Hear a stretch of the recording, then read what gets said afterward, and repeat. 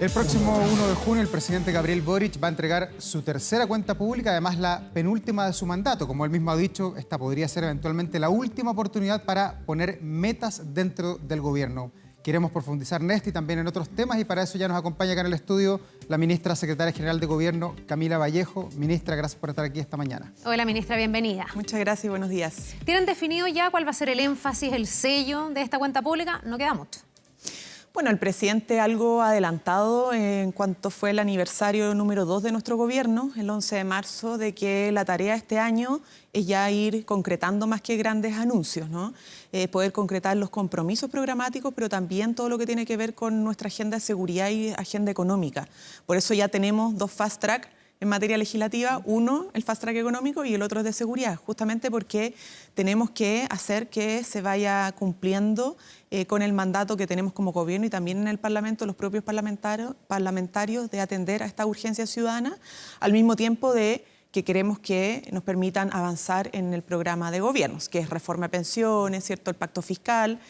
Así que el énfasis va a ser probablemente lo que hemos dicho, ¿no? Hemos logrado estabilizar nuestro país, cómo lo hemos logrado en materia económica y además cómo empujamos cambio y transformaciones para el beneficio de la gente. Ministra, perdón, pero para reeditar esos compromisos, el pacto fiscal, la reforma a las pensiones, que está pendiente no en este, sino que hace varios gobiernos, también se necesita tener ese piso político, tener los consensos. ¿Ustedes confían en que van a tener esos consensos que han sido bien esquivos en realidad?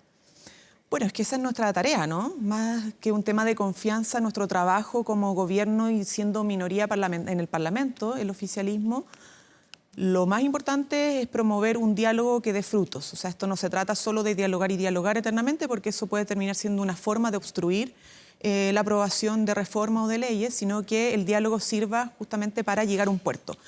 Tuvimos una buena experiencia en los 2 primeros años en varias materias que parecían imposibles.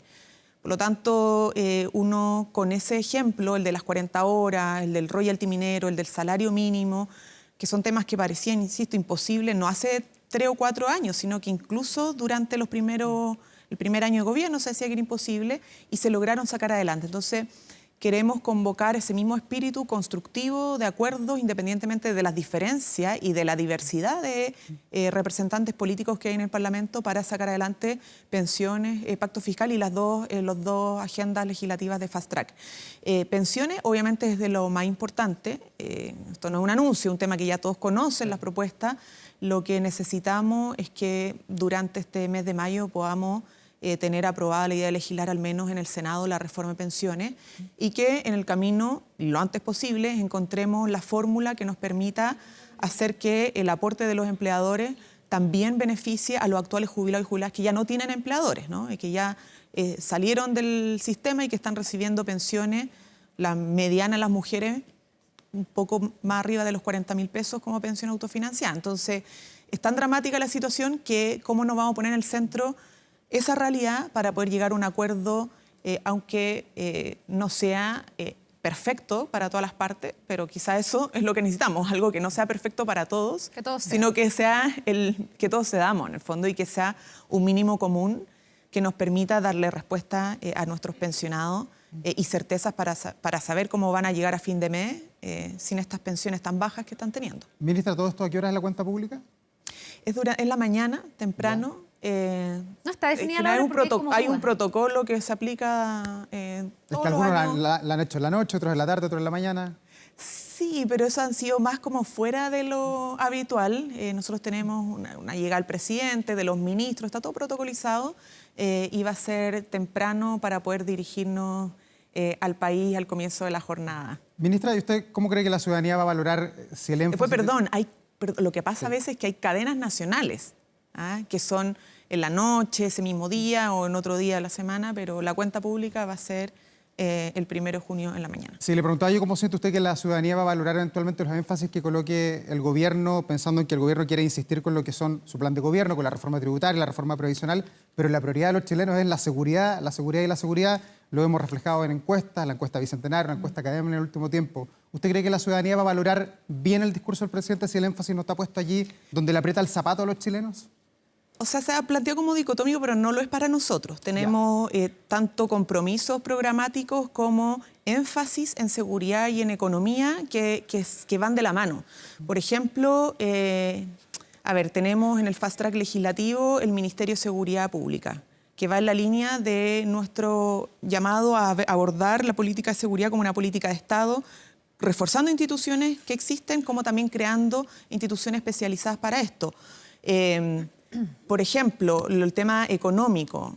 Si uno piensa, la economía no es solo el Producto Interno Bruto, ¿no? Los datos macroeconómicos, sino que también la economía familiar y cómo mejoramos los ingresos de las familias. Y esos son los que trabajan actualmente, hombres y mujeres, como también los que ya dejaron de trabajar y son los pensionados y pensionadas. Entonces, la reforma de pensiones también tiene que ver no solo con la seguridad social, sino que también con la certidumbre económica de una parte importante de nuestros compatriotas. Y bueno, y ahí estamos siempre buscando la manera de hacer que el programa de gobierno avance, pero atendiendo también a estas prioridades de seguridad económica, seguridad pública y justamente complementando los compromisos programáticos con compromisos más contingentes para hacernos cargo de eso. Por cierto, que siempre, como todas las cuentas públicas, el presidente va a hablar tanto de su programa como de contingencias y en eso. Pero hay espacio para la infraestructura. Economía y seguridad son siempre prioridades. Para otros anuncios de infraestructura, por ejemplo, veíamos al alcalde de Maipú esta semana que decía, bueno, quiero metro en mi comuna, un par de estaciones. ¿Podríamos tener anuncios en esa línea? Mire, yo no adelanto ningún tipo de anuncio. La redacción en detalle del discurso del presidente de la República está en manos del presidente de la República. Pero algo escuchará por ahí, pues, ministra, ¿no? El presidente siempre está escuchando, pero no me corresponde adelantar nada. Lo que yo puedo decir es que más que un discurso de anuncios, es un discurso de concreción y de horizonte también, de cómo tiene que seguir avanzando el país, pero también de todo lo que se ha hecho y las metas que tenemos en el mediano plazo, ¿no? Un horizonte de mediano largo plazo. En mediano plazo estamos hablando de lo que queda de este 2024, 2025, pero también desarrollo estratégico para el país, porque hay varias cosas que estamos empujando que no van a tener a lo mejor el fruto durante nuestro periodo de gobierno, pero sí en un próximo periodo de gobierno. Por ejemplo, la ley de permiso, lo que se le ha llamado permisología, pero para ser más eficiente e inteligente el sistema de permisos en nuestro país y generar mayores inversiones, los resultados los va a ver probablemente el primer o segundo año del próximo gobierno, no en el nuestro, pero lo vamos a sacar adelante en nuestro gobierno. Ministra, algo que ha generado harta expectación en los últimos días, no sé si es necesariamente materia de cuenta pública, porque se ha dicho que se va a definir de aquí a septiembre, es la condonación o el proyecto de un nuevo mecanismo que reemplace el CAE. Y ahí preguntarle por una aclaración, porque usted el lunes hablaba nuevamente de un proyecto que sea justo, que sea progresivo y que contemple a todos los deudores. ¿Eso es volver a la idea original de la universalidad de la condonación del CAE o es algo distinto? A ver, primero, esto no ha sido un anuncio, lo dijimos el año pasado. Yo creo que probablemente la expectación es tan grande con el tema del CAE que cada vez que hablamos del CAE pareciera ser un nuevo anuncio. Como pero que se toma la en agenda. noviembre sí se toma toda la agenda porque hay mucho interés, evidentemente, hay mucha gente que todavía es deudora del CAE. El año pasado el ministro Marcel en noviembre señaló que en septiembre se iba a presentar y cuando nos preguntaron el otro día dijimos, reafirmamos lo que hemos dicho, ¿no? Que va a venir un proyecto, el diseño no lo podemos adelantar, pero sí podemos reforzar ciertos principios, entendiendo el universo de deudores, la diversidad de situaciones y una realidad que es bastante común, que el 70% gana menos, tiene ingresos menores de 700.000 pesos, 90% menores de 1 millón de pesos. O sea, en general, los deudores no son personas con altos ingresos. O sea, la gran mayoría no lo es. Pero en esa diversidad tenemos una propuesta que va a ser justa.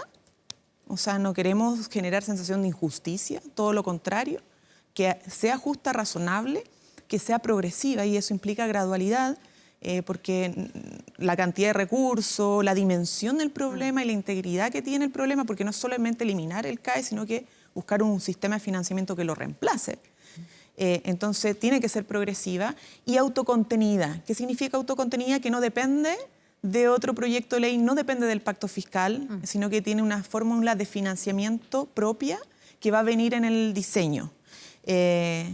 Eso es lo que podemos decir y va a haber una solución, obviamente, para todos y todas, ¿ya? Ministra, y eso va a ser dentro de esos principios, ¿no? Que va a ser justo, progresivo y autocontenido. hay algún medio de comunicación esta mañana que titula que la ministra del Interior, que hoy día en la mañana dio una entrevista en Radio Universo, evitó hablar de condonación, así es el titular, y que habló más bien de que se está buscando una solución para este problema.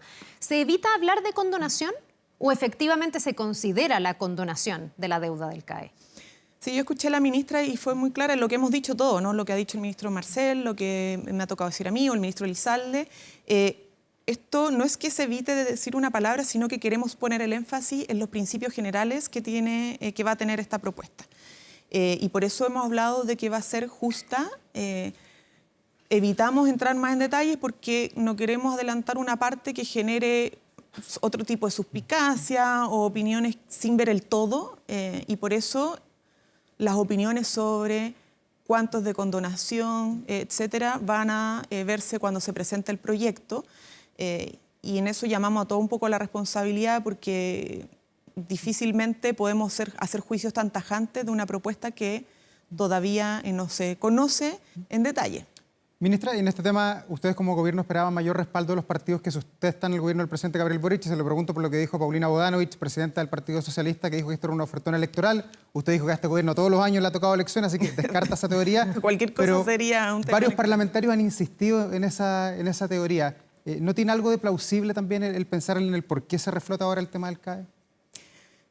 Nada de plausible, porque esto estaba en el programa de gobierno, o sea, desde siempre estuvo, no es algo que se nos ocurrió en último momento, es un compromiso incluso de antes de ser gobierno. Nosotros mucho hemos venido luchando por mejorar la situación del financiamiento de los estudios de la educación superior, avanzamos en gratuidad, pero quedaba pendiente el tema de los créditos. Entonces no es nada nuevo, no es algo que sacamos de la noche a la mañana, es un compromiso del presidente y bastante ¿Y por qué el histórico. Partido Socialista lo interpreta de manera distinta entonces, ministra? Porque es un Habría partido que preguntarle pivotal, no es un partido de los menores, es el partido que sustenta gran parte del gobierno hoy día. O sea, habría que preguntarle en detalle qué quiso decir, pero además porque esto no fue un anuncio de ayer en cuanto a los plazos, ¿no? Esto viene de noviembre del año pasado por el propio ministro Mario Marcel y ministro de Hacienda. En el contexto de la discusión de la ley de presupuesto. Entonces, quizá no lo escucharon, pero esto vino desde el año pasado, insisto, y tal cual, que en septiembre, a más tardar, se presentaba el proyecto del CAE. Y además, que no iba a depender del pacto fiscal, como algunos señalaron que se estaba discutiendo pacto fiscal para financiar el CAE, y no era así.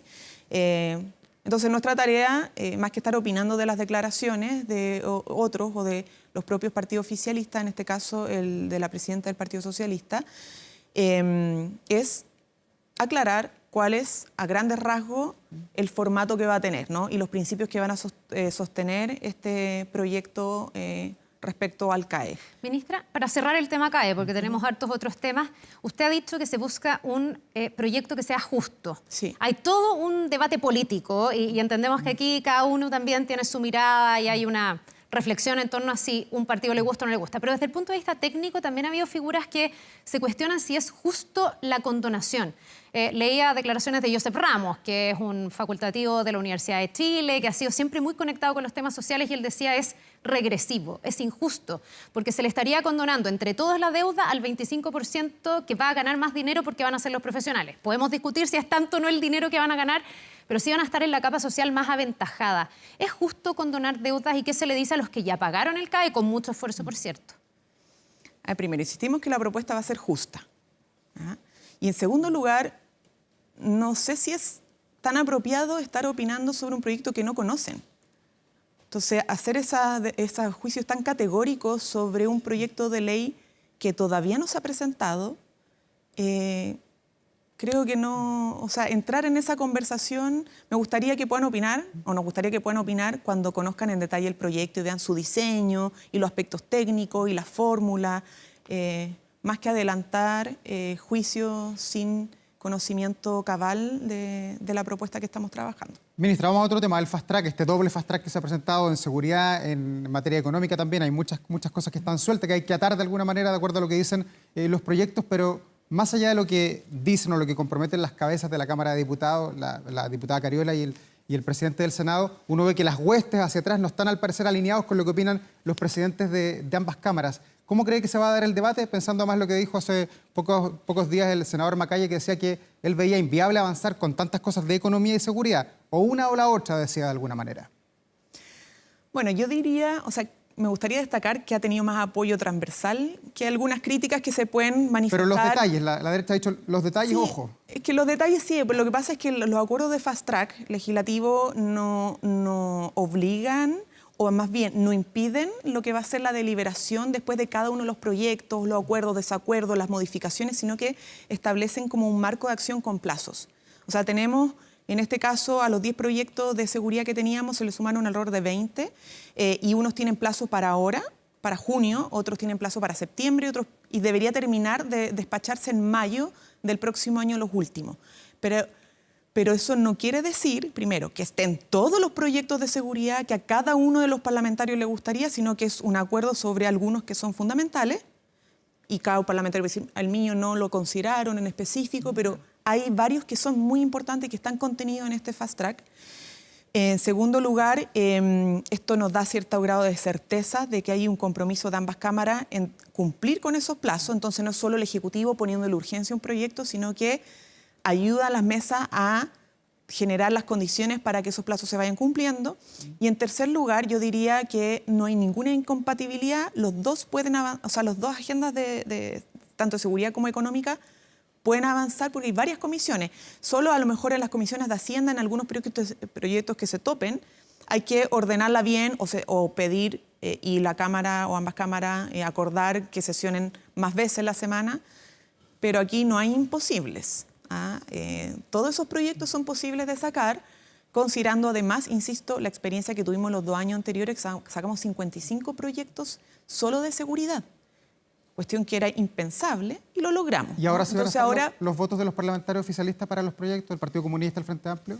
Bueno, a ver, nosotros tenemos proyectos que queremos priorizar. Evidentemente, lo que viene a la discusión es el contenido de cada cual y eso va a haber un debate, esperamos acuerdos donde hayan diferencias para que avancen con la mayor transversalidad posible. El más urgente ahora, por ejemplo, es el Ministerio de Seguridad Pública, que debería salir rápido porque ha avanzado bastante bien y que es muy importante dejarlo para el país, o sea, que el país cuente con un Ministerio de Seguridad, el proyecto de inteligencia de Estado, inteligencia económica para levantar el secreto bancario, muy importante la persecución del crimen organizado y del narcotráfico. Y se me fue, bueno, hay varios, y el de, por ejemplo, Defensoría de las Víctimas, que también es algo súper anhelado, súper transversal. Pueden haber diferencias en algunos aspectos como específicos, pero no vemos razón por la cual estos proyectos no puedan avanzar con la mayor transversalidad posible. RUF quizás es un poco más difícil, más polémico a propósito de que la oposición, una parte de la oposición, quería utilizarlo para poder entrar a esta discusión de volver a la justicia militar, que nosotros ya marcamos una posición de que no vamos a permitir que eso pase en el gobierno, lo dijo el presidente, pero creemos que en general están las condiciones para poder avanzar en esta agenda. Ministra, para ir cerrando y pensando nuevamente en la cuenta pública, que es de lo que partimos conversando, generalmente la cuenta pública se utiliza para proyectar, para marcar ciertas promesas, ciertos caminos, pero también para hacer balance. Si usted tuviera que decir cuáles han sido, no sé, los 2, 3 hitos o los 2 grandes proyectos, promesas cumplidas del gobierno desde el 1 de junio del 2023 hasta este 1 de junio, ¿con qué se quedaría como el principal éxito del gobierno? En un momento donde los consensos cuestan mucho más que antes, además. A ver, yo creo que tuvimos un gran desafío cuando asumimos el gobierno de poder estabilizar varios aspectos que en nuestro país estaban siendo temas de conflicto, ¿no? La incertidumbre económica por la alta inflación, porque se decía que íbamos a decrecer o mantener un estancamiento económico. Yo creo que el poder haber estabilizado la inflación, bajarla, y ahora tener proyecciones muy positivas de crecimiento económico para este año, es algo que es importante, ¿no? Y que es un tema a considerar. En materia de seguridad, yo creo que hemos ido avanzando bastante en entender, más allá de las situaciones electorales, de que esto tiene que ser una política de Estado y que la seguridad es un derecho de las personas, ¿no? Y un derecho habilitante para otros aspectos de la vida. Y por eso hemos sacado tantos proyectos de ley que buscan reforzar las capacidades del Estado, porque justamente estamos encaminando el debate político y público hacia esa mirada. Que esto no sea un tema de derecha, izquierda o de patrimonio de un sector, sino que sea un compromiso de todos y todas. Y además, bueno, en materia, diría yo, programática, las 40 horas que parecía imposible.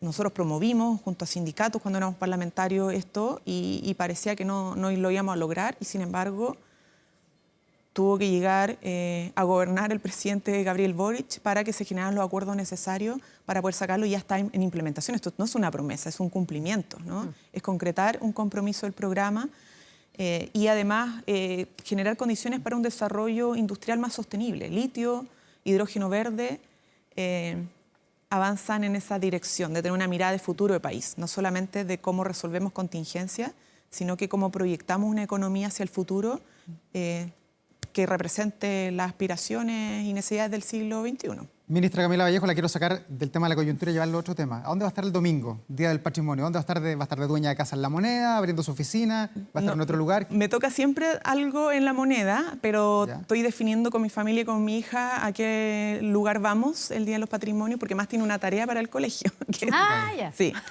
Me dijo, mamá, tengo una tarea para el colegio de que tengo que sacarme una foto en algún lugar patrimonial por el Día de los Patrimonios y contar sobre ese lugar, su historia, etcétera. Así que vamos a hacer dos en una, Se va a ¿no? dividir en Cumplir dos. la tarea de ella y Cerro Castillo evidentemente abierto. también poder promover como ministra de Estado este importante día. Ya lleva 25 años. Sí. ¿Va a estar abierto Cerro Castillo, el Palacio de la Moneda, lo habitual? Lo habitual y mucho más. Tenemos más de 1000 actividades y eventos culturales en el Día de los Patrimonios. Sí.